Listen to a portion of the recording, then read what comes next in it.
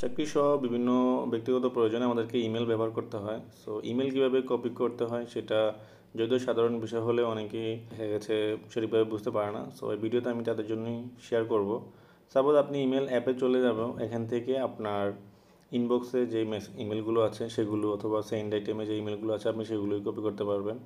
So আপনি সেক্ষেত্রে এখানে চাপ দিয়ে ধরে রাখবেন বা ক্লিক করে ধরে রাখবেন, দেখেন এখানে সিলেক্ট অপশন আসবে। সিলেক্ট অপশন আসলে আপনি যে কার্সারটা আছে সেটা আপনার ইচ্ছা মতো যতটুকু নিতে চান সেই অপশন পর্যন্ত যাবেন, গিয়ে আপনার কার্সারটা ছেড়ে দিবেন।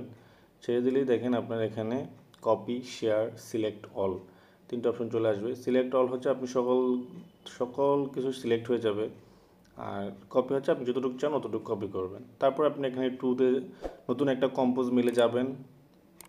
যাওয়ার পর এখানে আপনি প্রথমে আপনার যে মেসেজটা বা ইমেলটা আপনি কপি করেছেন সেটা এখানে পেস্ট করে দেবেন। করে দেওয়ার পর যেখানে অ্যাড্রেস বারে টুতে মানে আপনি যাকে এই মেলটা কপি করে পাঠাতে চান তার ইমেল অ্যাড্রেসটা সম্পূর্ণটা এখানে লিখতে হবে।